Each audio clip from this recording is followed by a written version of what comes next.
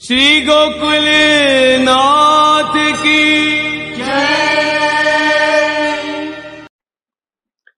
चिंता संतान हंतारो यत्पादाम्बुजरेण वः स्वीयानान्तान् निजाचार्यान् प्रणमामि मुहुर्मुहुः यदनुग्रहतो जन्तुः सर्वदुःखादिगो भवेत् तमहं सर्वदा वन्दे श्रीमद्वल्लभनन्दनम् ज्ञानतिमिरान्धस्य ज्ञानाञ्जनशलाकया चक्षुरुन्मीलितं येन तस्मै श्रीगुरवे नमः नमामि हृदये शेषे लीलाक्षीराब्धिशायिनं लक्ष्मीसहस्रलीलाभिः सेव्यमानं कलानिधिं चतुर्भिश्च त्रिभिस्तथा षड्भिर्विराजते योऽसौ पंचधा हृदये मम गोकुलस्य सदा गोप्ता पुष्टे सुपथरक्षिता जनितातुर्यवंशस्य गोकुलेशं नमाम्यहम् श्रीगोकुलपतेर्नित्यं शुभदम् आस्पदं महत् श्रीवल्लभमते निष्ठं तुर्यपीठं वयं नुमः यस्य दर्शनमात्रेण भवेन्नेत्रोत्सवो नृणां सदानन्दस्वरूपं तं देवकीनन्दनं नुमः निःसृत्यन्मुखाम्भोजात् दर्शनं दर्शनं भवेत् पथ संदर्शकं भक्त्या देवकीनन्दनं नुमः अविद्यारूप संसारे सुविद्या प्रापको जनान् देवकीसुतपादानां पादरेणुर्प्रसीदतु बुद्धिप्रेरक कृष्णस्य पादपद्मं प्रसीदतु ध्यानासमर्थ जीवानाम् अस्माकं सर्वदा स्वतः।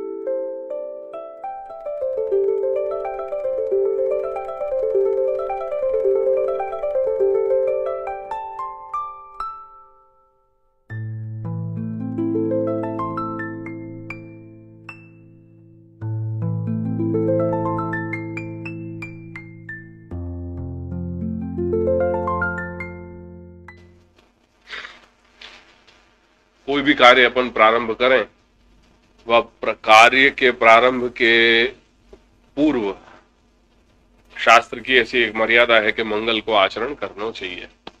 जैसे अभी अपन ने मंगलाचरण किया, तो ये प्राचीन मर्यादा है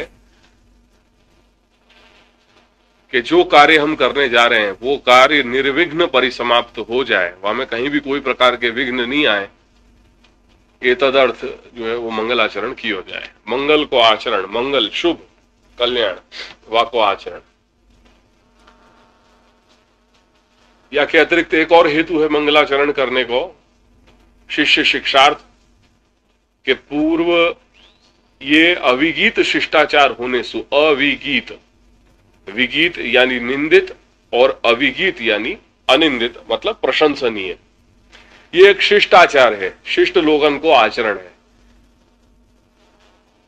संस्कृत लोग जो हैं, जिनके अंदर संस्कार हैं, ऐसे सुसंस्कृत लोग, जिनको अपन अंग्रेजी में सिविलाइज्ड कह रहे हैं, तो उन लोगन की एक परंपरा है कि वो मंगल को आचरण करते आ रहे हैं। तो ये भी है कि मंगलाचरण जो है वो अविगीत शिष्टाचार, अविगीत यानी अनिंदित प्रशंसनीय, विगीत यानी निंदित और अविगीत यानी अनिंदित प्रशंसनीय। तो ये एक शिष्टाचार भी है कि मंगल को आचरण करना चाहिए। सो आज भी अपन हर कार्य के प्रारंभ में, कहीं जा रहे हो, यात्रा के प्रारंभ में, कोई अच्छा कार्य करने के पूर्व, दिन की शुरुआत हो रही है तब, ऐसे सामान्य रूप से भी अपन जो है वो मंगल को आचरण करते रहे। या कोई समय निर्धारित नहीं कि कब करना चाहिए कब नहीं करना चाहिए, जब भी इच्छा होए तब अपन या को मंगल को आचरण कर सकें। और तीसरा या को प्रयोजन है शिष्य शिक्षा के लिए। गुरुजन, बड़े लोग अपने जो है वो ये करते आए हैं, तो अधिकांशतः जब भी कोई भी अपने ग्रंथ के प्रणयन में या कहीं भी ऐसे जब कोई कार्य हो तो हमें वो सर्वप्रथम मंगलाचरण करें। यासु एक सूत्र रूप में एक शिष्य के लिए ये शिक्षा बन रही है कि भाई मेरे बड़े लोग जो है या प्रकार को आचरण कर रहे हैं, यासु मुझको भी मेरे जीवन में ऐसे करना चाहिए। मैं संवाद हो रहे हो ना, मेरी बात समझ में आ रही है? भाषा में जो है ब्रजभाषा ही रख रहे हो और कोई नहीं रख रहे हो, क्योंकि यही हमारी सहज मार्गीय भाषा ये है। सो अधिकांशतः जब भी जो सत्र हुए उन सत्र में यही प्रकार से यही भाषा को आदर करना चाहिए। तो या के तीन अपने पास हेतु आए। एक तो कोई भी कार्य निर्विघ्न परिसमाप्त होए, अभिगीत शिष्टाचार होए और शिष्य शिक्षा। ये मंगल के तीन जो है वो हेतु हैं। इन तीन हेतुन से ये मंगलाचरण अपन को करना चाहिए। अब मंगलाचरण के प्रकार कितने हैं तो कहिए 3 प्रकार हैं। मंगलाचरण 3 तरह के हुए, एक आशीर्वादात्मक, एक नमस्कारात्मक और एक वस्तु निर्देशात्मक। आशीर्वादात्मक, नमस्कारात्मक और वस्तु निर्देशात्मक, ये 3 प्रकार के मंगलाचरण हुए। लिखना है तो लिख लो। ऐसा है कि जब गुरुजन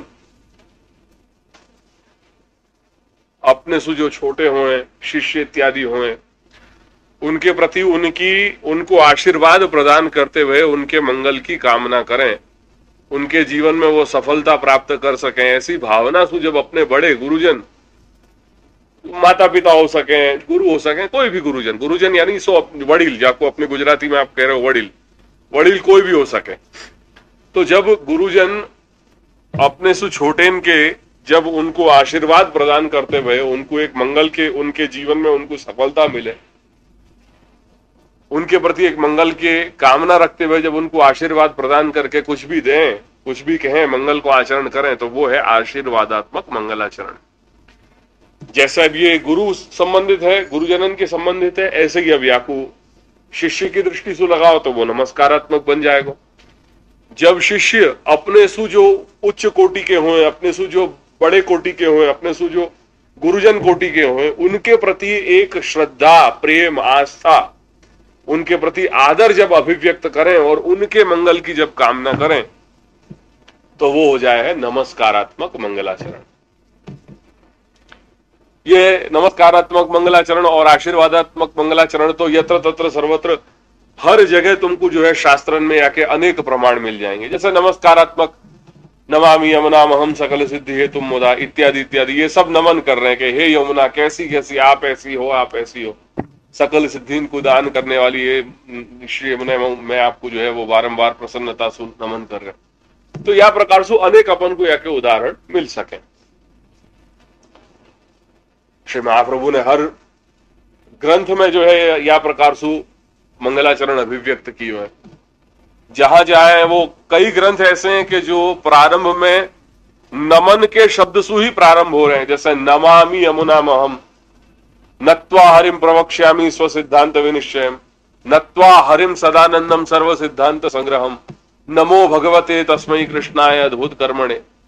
कितने ही ऐसे श्लोक हैं, कितने ही ऐसे ग्रंथ हैं कि जिनमें वो मंगलाचरण जो प्रारंभ की है वह में हमें नमन से ही वो जो है वो प्रारंभ हो रही है बात। अब एक तीसरा भेद है हमें वस्तु निर्देशात्मक।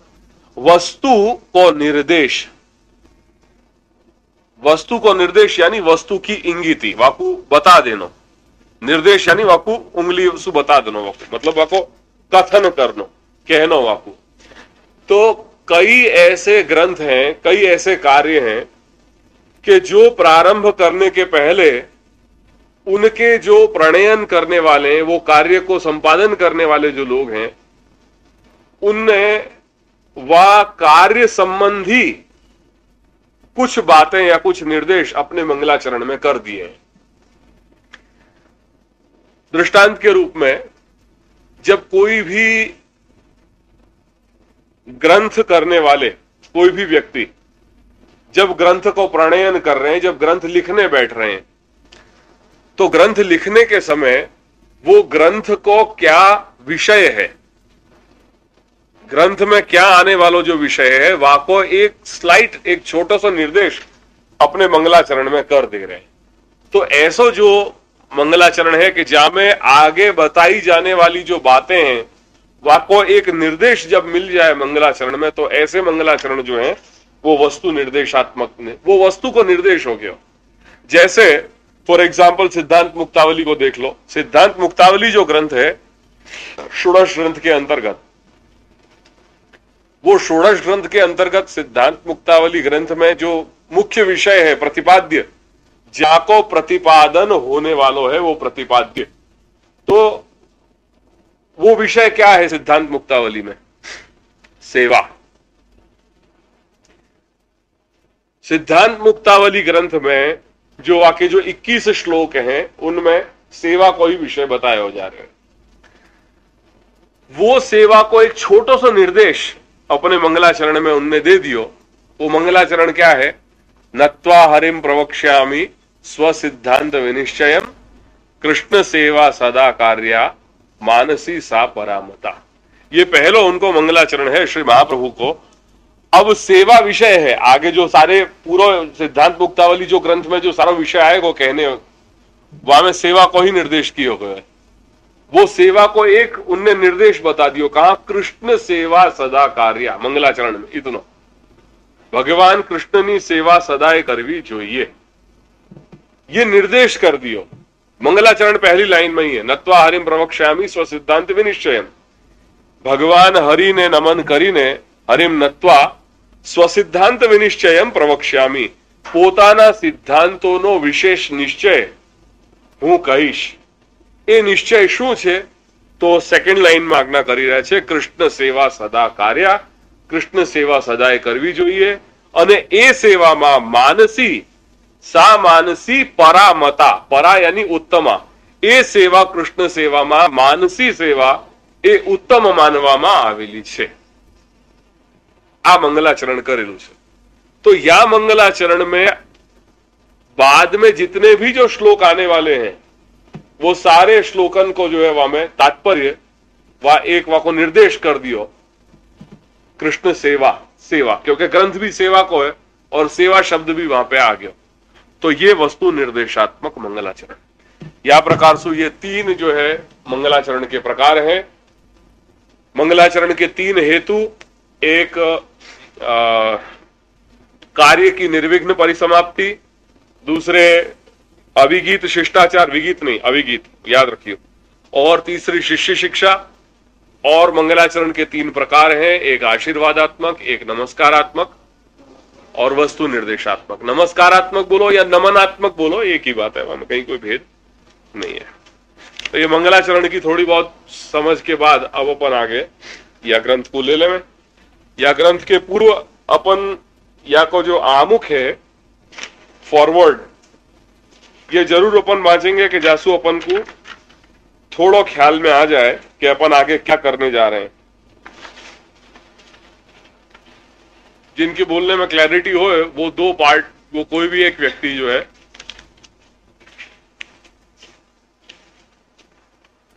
जिज्ञासु दास को ले लो। कौन करेगा जिज्ञासु? चल थोड़ा जोर से बोलियो। मैं સાંભળ્યું છે કે આપ પુષ્ટિ માર્ગ ઉપર સારી સમજણ આપનારું એક નાનકડું પુસ્તક લખવા પ્રવૃત્ત થયા છો, એ વાત ખરી? હા, બની શકે તો સરસ અને સાદી ભાષામાં એક નાનો ગ્રંથ લખી પુષ્ટિ માર્ગ એ શું છે એનો પરિચય આપવા માંગુ છું. મને લાગે છે કે આ વિષય પરત્વે અત્યારે ઘણી ગેરસમજ પ્રવર્તે છે અને જ્યાં થોડી ઘણી સમજણ છે ત્યાં પણ તે એવી તો અધૂરી અને ઉપર ચોટિયા છે કે કોઈ આવા પુસ્તકની ખાસ જરૂર છે. જ્યાં नहीं आ रहे हो वो वहां अटक जाइए कि भैया मैं ये चीज नहीं ख्याल में आई. लगभग ये हमारे मैंने ये अपना प्रथम प्रयास है. ये हमारे मैंने ऐसी ही चीज ली है कि जो अपन को सर्वसाधारण को भी समझ में आए वह ढंग से मैंने यहाँ को आगे बढ़ेंगे अपन. પણ જો આપ મારું માનો તો એક વાત કહું, આ જમાનામાં ધર્મના વિષય ઉપર લખવું એ શાહીને કાગળ બગાડવા જેવું છે. અત્યારના ઉછળતા વર્ગને તેની કશી જ પડી નથી અને જૂના વર્ગ એની ખૂબ જાણતા નથી. આપ કોઈ પુસ્તકાલયમાં જાઓ, અગર કોઈ પુસ્તકો વેચનારની દુકાને જાઓ અને તપાસ કરો કે કઈ કઈ જાતના પુસ્તકો માટે લોકોને ભૂખ છે, તો હું કહું છું એ વાત તરત સમજશું. હા, કમ ભાગ્ય વસ્તુસ્થિતિ તમે કહો છો તેવી જ છે, પણ તેથી તો આ પ્રવૃત્તિ બંધ રાખવાને કારણ મળતું નથી. ઉલટું તેથી તો મારી પ્રવૃત્તિ સકારણ બને છે. તમે એટલું તો કબૂલ કરશો કે પહેલા કરતા લોકોમાં અક્ષર જ્ઞાન વધ્યું છે. એટલું જ નહીં, તેમનો વાંચનનો શોખ પણ તેટલો જ વધ્યો છે. જો આ વાત સાચી હોય તો તેનો અર્થ એ થયો કે વાંચનારને રસ પડે અને તેની ભૂખ ભાગે એવી સામગ્રી તેને મળતી નથી. તેથી જ આવા ગ્રંથો પ્રત્યે તે ઉપેક્ષા સેવે છે. એમ કેમ ન હોય? તમે એવું તો કહેવા નથી માંગતા ને કે ધર્મ જેવી કોઈ ચીજ જ તે સ્વીકારતો નથી? અગર તો તેને તે તરફ તિરસ્કાર છે. ના જી, છેક એમ તો નહીં, છતાં એ પ્રત્યે તેનો રસ ઘણો મોળો છે. એ વાત તો ચોક્કસ છે. મોળો ઇન ધ સેન્સ કે वो जो कम है वो कम है. તમારું કહેવું યથાર્થ છે. તમે કહો છો તેવી ઉપેક્ષા એ સેવતો હોય તો તે માટે પણ ઘણા કારણો છે. પાશ્ચાત્ય કેળવણીના સંસ્કાર, રાજકીય પરાધીનતા, સામાજિક દુર્દશા, ધર્મના આચાર વિચારમાં દેખાતો ભેદ, ધાર્મિક શિક્ષણનો અભાવ, આર્થિક પ્રશ્નની મૂંઝવણ, આવી અનેક ગૂંચો આજકાલ મનુષ્ય જીવનનો દરરોજનો પ્રશ્ન બની ગઈ છે. ધર્મના ચિંતન માટે જે શાંતિ જોઈએ તે જ નથી. ત્યાં આ બાબતનો રસ ઓછો હોય, અગર નહીં જેવો હોય તો તેમાં નવાઈ નથી. देखो कितनी अच्छी बात या लेखक ने कही है. यद्यपि ये सारी बात आज सु ये जो ग्रंथ लिखो गयो ये अपने आजादी पूर्व ये ग्रंथ की रचना भई है. नो डाउट वह समय की मानसिकता इनके ऊपर है और वह मानसिकता से ये इनने ग्रंथ को लिखो है. पर फिर भी आज 50-55 वर्ष के बाद भी आज ये हकीकत उतनी ही जगह पे वही जगह पे टिकी है. या में कहीं भी कोई आंशिक भी या में जो है वो कोई सुधार या में कहीं भी कोई परिवर्तन नहीं आया है.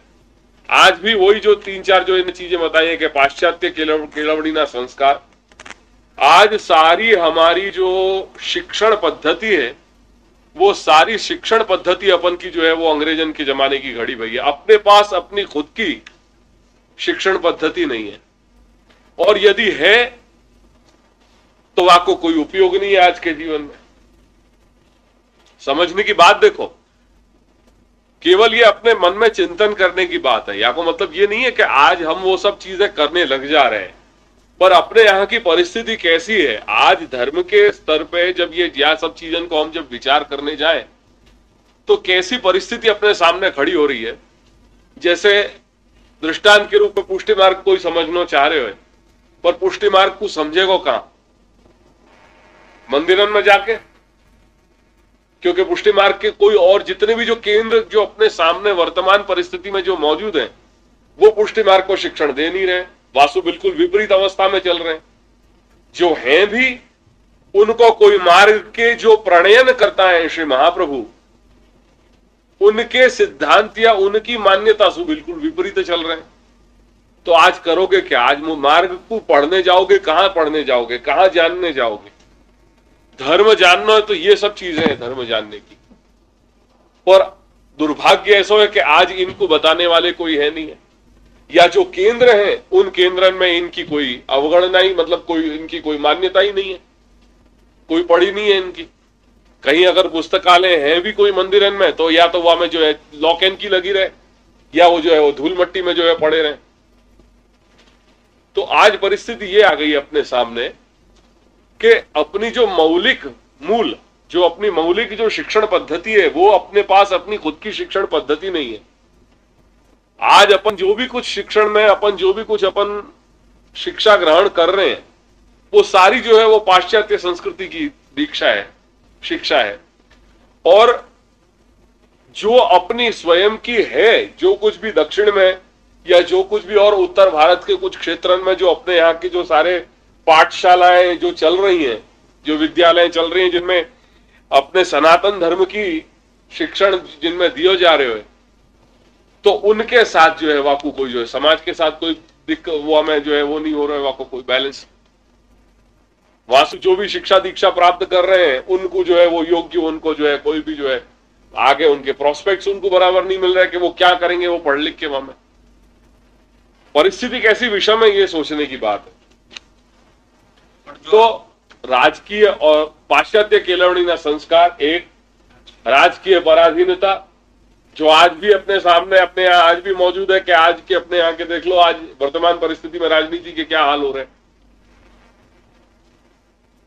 ये कुछ ऐसी चीज नहीं है कि जहां आप लोग अवगत नहीं हो, ये तो ऐसी चीज है कि जो अपन राज्य अपन टीवी पे देख रहे हैं कि अपनी पॉलिटिक्स क्या है, अपने जो नेता है, नेता यानी जो नयन करने वालों, जो ले जा रहे हो आगे और जाके पीछे अपन सब लोग चलते हुए, वाको नाम है नेता। सामाजिक दुर्दशा, आज अपने समाज में ऐसी परिस्थिति हो गई है कि समाज के अंदर जो है वो पेटा विभाग और जो है सारे हम की ऊसातूसी के कारण ये सारे विभाग पड़ते चले जा रहे हैं। एक समाज होने के कारण भी वहां में कहीं जो है वो सब प्रॉब्लम आ रही है, सब तकलीफें हो रही है।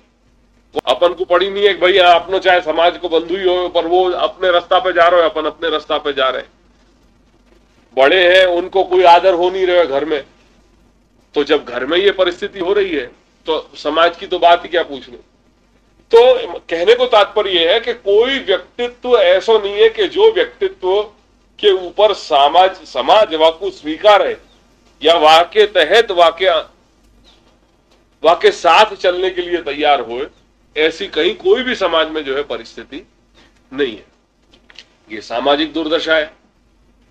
और धर्मना आचार में विचार में देखा तो भेद वो बहुत स्पष्ट है कि धर्म ग्रंथ, धर्मशास्त्र कोई और ही कहानी गा रहे हैं और आजकल एप्लीकेशन में कोई और ही बात नजर आ रही है। तो ये भी बहुत स्पष्ट जो है अपन को दिख सके, ऐसा अपन ये ऐसा में भेद अपन को दिखाई दे रहे हैं। धार्मिक शिक्षण का अभाव, आर्थिक प्रश्न, ये भी सब सामने रखे हुए हैं, क्योंकि आज जो है वो स्ट्रगल फॉर द फिटेस्ट हो गई है। हर व्यक्ति जो है वाकई एक ही वाकई वो है कि भाई सर्वाइवल कैसे करनी, वाकई हर व्यक्ति यही में भाग दौड़ में लग रहा है कि कैसे तैसे मैं अपनो जो है मेरा बेस अपनो कायम कर दूं। हर व्यक्ति की भाग दौड़ यही है कि भाई वाकई सामने यही है, क्योंकि आज ऐसी परिस्थिति क्रिएट कर दी गई है, जगत की ये परिस्थिति आ गई है कि आजकल सर्वाइवल ऑफ द फिटेस्ट है। अगर आप फिट नहीं हो तो आप आज की देशकाल परिस्थिति में सर्वाइव ही नहीं हो सको, कहां जो है वो पीछे जो है वो पटक दिए जाओगे। तो ये सब जो है वो मनुष्य जीवन के प्रतिदिन के जो है वो प्रश्न हो गए हैं। अब इन सब में जो व्यक्ति अपने कुछ स्वभाव और अधिकार के आधार पे इन सब चीजन के ऊपर एक विवेकपूर्ण दृष्टि रखे और अपने आप को जल कमलवत, जैसे कीचड़ में कमल कहां उत्पन्न हुए, कीचड़ में हुए, पर फिर भी कीचड़ में रहने के बावजूद भी कमल के ऊपर एक कीचड़ को जो है एक छांटा भी जो है वो नहीं होगा। तो ये सारी परिस्थिति, ये जो पाश्चात्य केळवणी के जो संस्कार हैं, ये जो राजकीय पराधीनता है, ये सामाजिक दुर्दशा है, धर्म के आचार विचार में जो दिखाई देवे ऐसा जो भेद है, धार्मिक शिक्षण को जो अभाव है, आर्थिक प्रश्न की जो परिस्थिति है, जो प्रश्न है, इन सारी चीजन में मनुष्य को अपने विवेक जल कमलवत रहते भय और अपने मार्ग को आगे प्रशस्त करना चाहिए।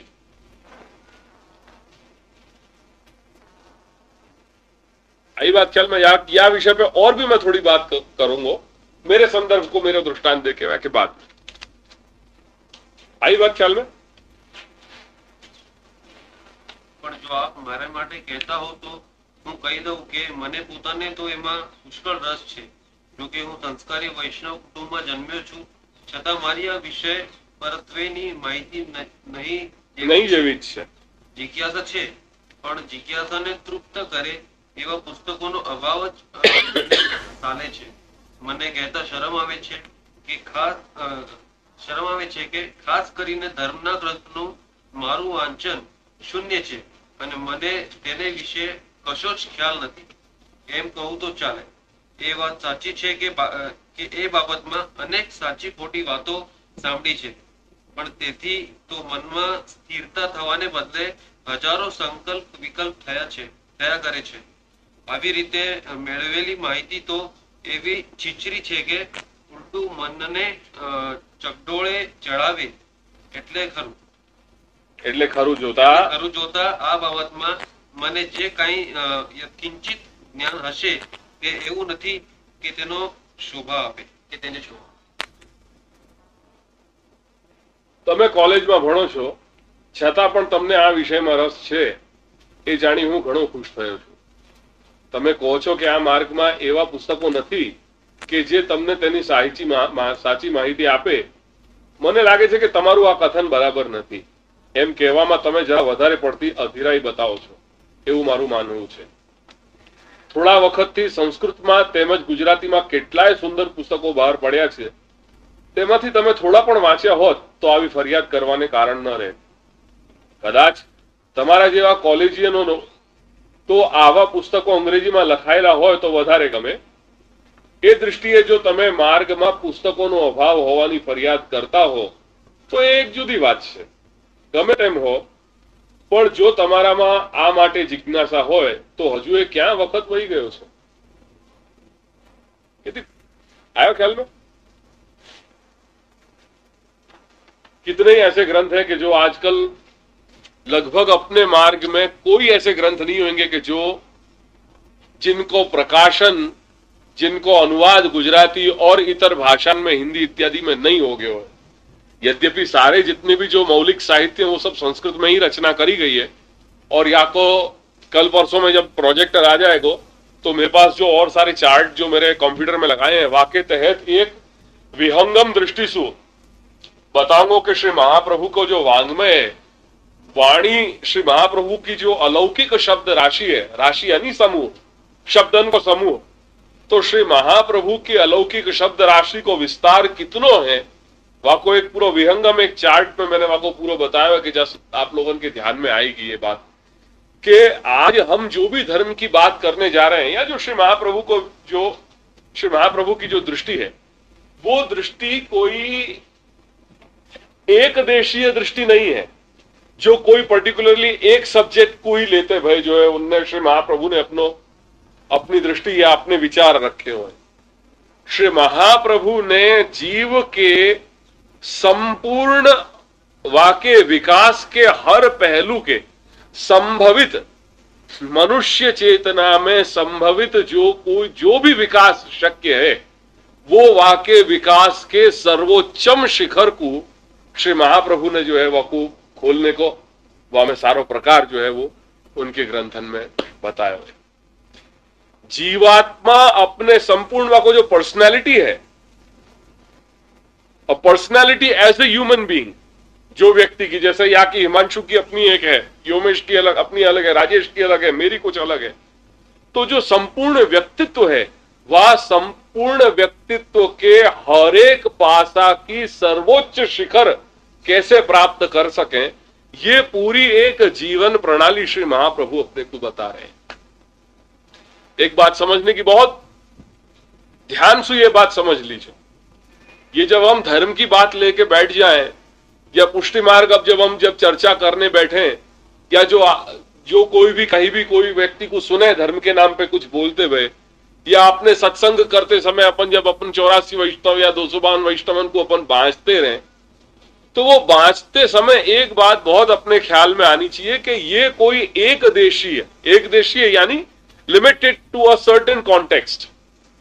ये कोई एक देशीय चिंतन नहीं है श्री महाप्रभु को, जो आजकल अपन समझ रहे हैं कि भाई अपन ने रूटीन में कि भाई श्री महाप्रभु ने क्या बताया है, सेवा करो। अरे सेवा करना ही श्री महाप्रभु नहीं बता रहे, पर वो सेवा के पीछे क्या सारी पृष्ठभूमि है, पूरा विचार क्या है, पूरा बैकग्राउंड क्या है, वो है जीव मात्र के संपूर्ण विकास को।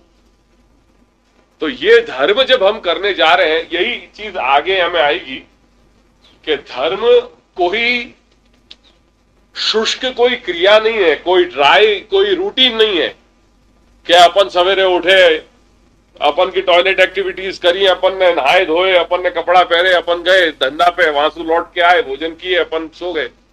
ऐसा कोई ड्राई रूटीन जो अपने जो डेली एसेंशियली जो एसेंशियल बट ड्राई हो चुके हैं, जासु अपन जाके कारण अभ्यस्त हो गए अपनी जीवन प्रणाली को, ऐसा नहीं है। श्री महाप्रभु के धर्म को जो विचार है, बाकी जो पृष्ठभूमि है, वो है जीवन के हर क्षण को जीने की एक कला। जो बात अपन एक ढर्रासु जो चल रहे हैं, वाके कारण इन सारी चीजों को अपन नहीं समझे, पर जहां पे अपन की दृष्टि होनी अनिवार्य है। ऐसे कितने ही ग्रंथ हैं, अब कोई भी शायद ऐसा ग्रंथ नहीं है कि जाको गुजराती में या हिंदी में अनुवाद नहीं हो गए हो। ऐसी सारी पुस्तकें, हाँ, यद्यपि वो बहुत थोड़े स्तर में निकल रही हैं। पुष्टि मार्ग को आज प्रचार प्रसार ग्रंथ के रूप में या ऑडियो कैसेट्स के रूप में बहुत हो रहे हो, पर वहां में अपने को विवेक होना चाहिए कि कितनों अपने लिए ग्राह्य है, कितनों त्याज्य है। क्योंकि बहुत कुछ ऐसा मार्ग के धर्म के नाम पे बहुत कुछ ऐसा मिल रहा है जो निरर्थक है, जो मतलब उसको शायद श्री महाप्रभु का उसमें व्यू है कि नहीं, ये भी एक प्रश्न उठ खड़ा होगा अगर उनको हम आजकल के जो सारे मासिक पत्रिकाएं वगैरह ये सारी चीज जो हम देखने लग जाएंगे। तो इन सब चीजों की बहुत ही मोमेंटरी इफेक्ट है।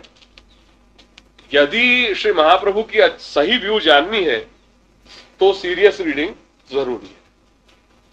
और अगर इस तरह के ये जो अपने जो सत्र हो रहे हैं, ये अगर वर्ष में ऐसे अगर 3 सत्र भी अगर हम रखते हैं तो बहुत अच्छा अपन की एक बेस अपना तैयार हो सकता है। चलो, ये क्या पूरा वांग्मय है, शब्द राशि, ये मैं वास्तव में जब आ जाएगा प्रोजेक्टर तो वहां पर मैं सारो एक विहंगम दृष्टि से दिखाऊंगा। तो गमे ते होय, पण जो तमारा आ माटे जिज्ञासा होय तो हजू ए क्या वखत वही गयो छे। ખરેખર ધર્મનું સામાન્ય જ્ઞાન મેળવવાની અને ખાસ કરીને પુષ્ટિ માર્ગ શું છે એ જાણવાની મને અત્યંત ઈચ્છા છે।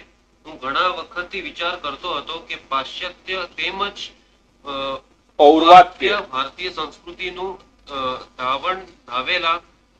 ધાવેલો અને ધર્મના વિષયમાં જરા ઊંડો ઉતર્યો હોય એવો કોઈ વૈષ્ણવ ભાઈ હોય તો તેની પાસેથી મારી ધર્મ જિજ્ઞાસા તૃપ્ત કરું।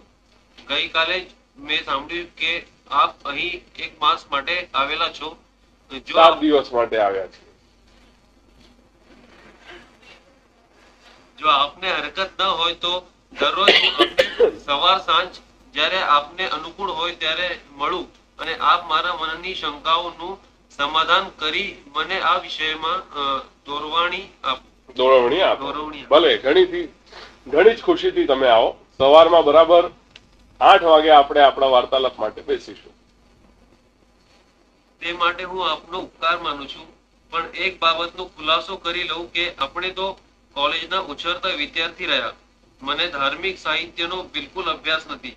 આ સંજોગમાં સંભવિત છે કે આ વિષય પરત્વે મારી કુશંકાઓ એવી પણ હશે કે આપને કદાચ તદ્દન બાલિશ કે અવિચારી લાગે। તેથી આપ આવી બાબતો મને સહી લો તો જ હું મારું હૃદય છૂટી ઠાલવી શકું। દિલાશક, તમે એ બાબતમાં નિર્ભય રહો। તમારે જે કાંઈ પૂછવાનું હોય તે તમે કોઈ પણ જાતની આનાકાની વગર નિશ્ચિંતપણે પૂછશો। એમાં કશો પણ સંકોચ લાવવાની જરૂર નથી। સત્ય વાત તો એ છે કે જ્યાં સુધી હૃદયનો મળ જાય નહીં અને બુદ્ધિ વસ્તુનો નિશંકપણે સ્વીકાર કરે નહીં ત્યાં સુધી વાદ વિવાદમાંથી જે કાંઈ નિષ્કર્ષ નીકળવો જોઈએ તે નીકળે નહીં અને આપણે લીધેલો બધો શ્રમ પણ વ્યર્થ જાય. માટે આ વિષયમાં તમે બેધડક ગમે તે પ્રશ્ન પૂછી શકો છો. ફક્ત આપણે એક મર્યાદા ધ્યાનમાં રાખવી છે, અંડરલાઈન કરી લીજો. કેવળ તર્ક ખાતર તર્ક ન કરવો, કેવળ વિતંડા ખાતર કુશંકાઓ ઉઠાવી વખતનો ખોટો વ્યય ન કરવો. આવો તર્કવાદ જ ખરા જ્ઞાનમાં બાધક છે. શુભ નિષ્ઠાથી તો ગમે તે પ્રશ્ન પૂછી શકાય અને તેમાં કશો પણ પ્રતિબંધ હોઈ શકે જ નહીં. આ માટે આપનો ઉપકાર માનું છું. લો ત્યારે આપ રજા આપો તો હું આપની રજા લઉં. હવે હું આપ સમક્ષ આવતીકાલે સવારમાં હાજર થઈશ.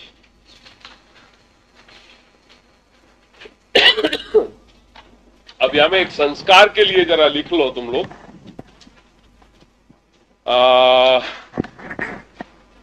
संस्कार जो है ना, यहाँ में जो पाश्चात्य केळवणी ना संस्कार, वो संस्कार कई अर्थ में या शब्द को प्रयोग हुए है. और संस्कार जो शब्द है वो संस्कृत के क्रू धातु में से बना हुआ है. क्रू डुक्रिय करणे, डू क्री य, जो बोलो ना आप च छ ज झ य. अभी तो नेजल साउंड आ जाएगा क्योंकि वैसे ही जो है मेरे सर्दी हो रही है तो बहुत अच्छी तरह से नेजल साउंड बोल सकूं मैं.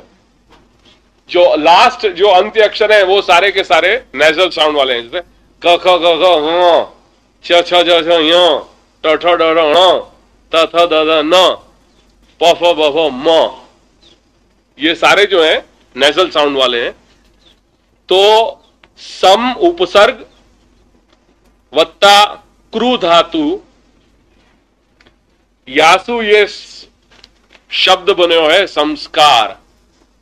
और ये भी बोलने को या में एक अभ्यास करो. जहां जो बिंदु आ रहे हैं ना वो अनुस्वार, जो हम स के ऊपर जो अनुस्वार लगा रहे हैं वो अनुस्वार म को साउंड है, म. तो ये संस्कार नहीं है, या को जो सही जो प्रोनाउंसिएशन है या को जो सही उच्चारण है वो है संस्कार, म, संस्कार. ये उच्चारण या को जब भी करो एक बात ध्यान रखियो. उच्चारण के लिए भी मेरा एक विचार है कि कल से हम थोड़ा सवेरे प्रातः काल पाठ शुद्धि के लिए भी अपन 1 घंटा निकालेंगे, जहां में मंगलाचरण इत्यादि, यमनाष्टक इत्यादि सब जरा पाठ शुद्ध हम करेंगे. और पाठ की शुद्धि हमारे जरूरी है कि एक पिता पुत्र के बीच में एक संवाद है. पिता अपने पुत्र को कह रहा है कि यद्यपि बहुनाधीशो तथापि पठ पुत्र व्याकरणम. हे पुत्र, त्वम व्याकरणम पठ.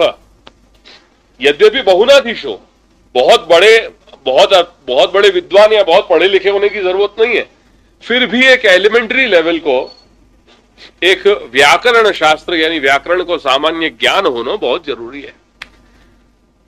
यद्यपि बहुनाधीशो, हे पुत्र यद्यपि बहुनाधीशो तथापि पठपुत्र व्याकरणम. व्याकरणम पठ, व्याकरणम को तू पढ़. क्यों? वह को श्लोक के उत्तरार्ध में या को जवाब दे रहे कि कहीं ऐसा नहीं हो जाए स्वजन स्वजनो महाभूत, सकल शकल सकृत सकृत. कहीं ऐसा नहीं हो जाए कि अपन बोलने जाए कि ये हमारे स्वजन है और बोल गए ये हमारे स्वजन है. स्व स्व तो बोले ये हमारे स्वजन है और बोल गए हम स्वजन नहीं हो जाए. स्वजन यानी अपने आत्मीय और स्वजन यानी श्वान, कुत्ता. अर्थ को अनर्थ हो जाए, क्योंकि संस्कृत ये देववाणी है और यहां में इतनी सामर्थ्य है कि यहां में एक अर्थ के अनेक अर्थ निकलने की संभावनाएं हैं. यह हमारे पाठ की और उच्चारण की जो शुद्धता है वह शुद्धता के लिए यह बात ख्याल में रखनी है कि कहीं ऐसा नहीं हो जाए कि बोलने जा रहे हैं ये हमारे स्वजन है और स्वजन बोल गए तो बोलने जा रहे हो कि ये हमारे आत्मीय है. दूसरा उदाहरण दे रहे हैं कि सकल शकल, सकल, सकल यानी संपूर्ण, जहां में कहीं भी कोई टुकड़ा नहीं हो, खंड नहीं, सकल पूर्ण. और शकल यानी खंड वालों, खंडित टुकड़ा वालों. अर्थ को टोटली ऑपोजिट, बिल्कुल अनर्थ हो जा रहे हो। सकल शकलत और सकृत शकृत। सकृत यानी एक बार, अव्यय है। जैसे कोई कहे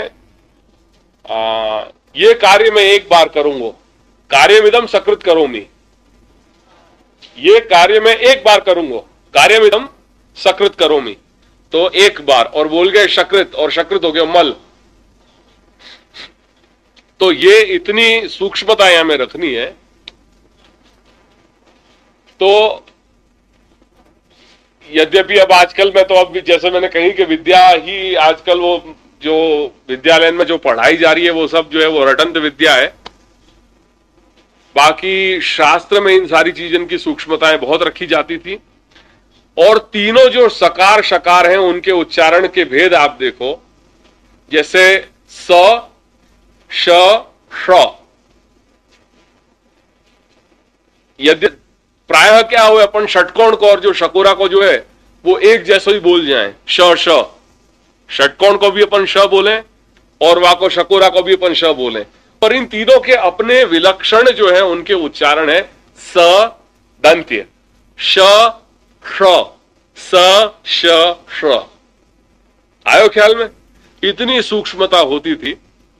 हमारे व्याकरण शास्त्र में थोड़ा विषयांतर हो रहा है, पर यह बात उच्चारण की आई है तो एक थोड़ा बताना चाह रहे हूं। संस्कृत ये जो देववाणी है, ये प्राचीन काल से अनेक परिवर्तन आए हैं या भाषा में, या के पूरी या की जो संरचना है या की जो पूरी सेटिंग है, ये भी अनेक आचार्य ने कहीं कहीं अपने अपने ढंग से परिवर्तन यहां में लाए हैं।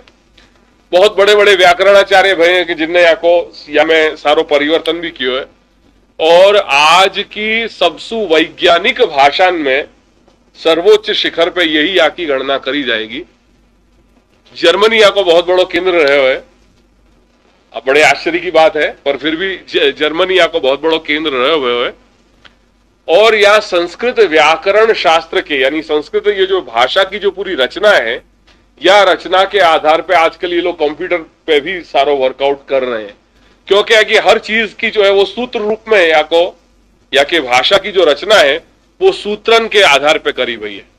बहुत जो संस्कृत भाषा में ये शक्ति है कि जो आप 10 वाक्य बोलोगे, वह 10 वाक्य को वो जैसे MP3 हो जाए ना, ऐसे वाकू कंप्रेस करके वो जो है वाकू मैक्सिमम एक लाइन में वो चीज कह सके। ये सामर्थ्य यह भाषा में, और यह भाषा में हर शब्द जो प्रयोग में आ रहे हो, हर शब्द जो बन रहे हो, वाको एक नियम है कि ये शब्द कैसे बनियो। बिना नियम के यह भाषा में प्रयोग नहीं हुए। ये सबसे बड़ी भाषा या की वो है। जैसे अंग्रेजी में अपन कई बार नहीं हंसी मजाक में बोले कि भाई डीओ डू तो जियो गू कौन ही, गो क्यों? ये अपन हंसी मजाक में कई बार बोलते हो। क्या जवाब दोगे? आपको कोई नियम है? नहीं है नियम। पर संस्कृत ऐसी भाषा है कि जा भाषा में हर शब्द जो आप प्रयोग कर रहे हो वाके पीछे कोई न कोई वाके नियम बने हुए हैं। जैसे ये संस्कार शब्द है, या जैसे भक्ति शब्द है, या जैसे सेवा शब्द है। जो भी शब्द को बनाओगे, जितने भी शब्द हम प्रयोग में ला रहे हैं, उन सारे शब्दन की जो है वो नियम है। और वो प्रकृति और प्रत्यय, रूट और प्रीफिक्स, इन दोनों को मिलके वह शब्द के जो है वो निर्माण हुए।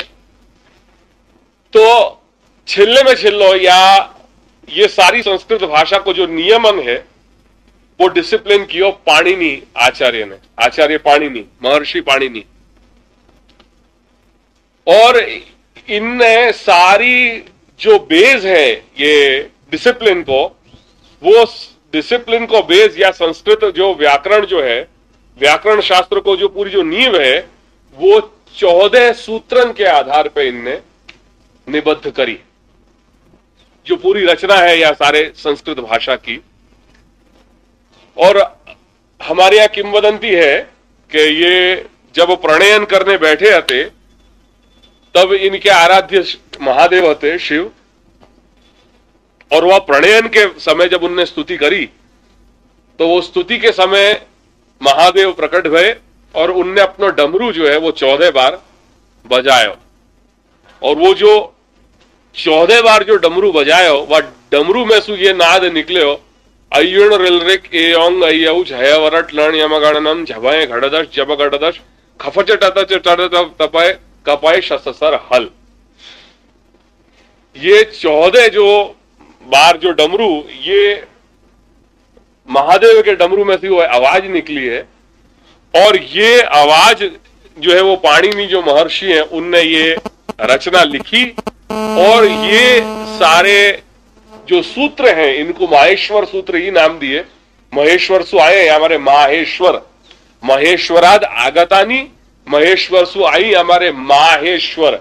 जैसे कहने के वल्लभ सु है या हमारे वाल्लभ, भगवान सु है यानी भागवत जो कह रहे हैं, विष्णु सु है तो वैष्णव, सूर्य सु है तो सौर्य, शक्ति सु है तो शाक्त, ऐसे महेश्वर सु है तो माहेश्वर।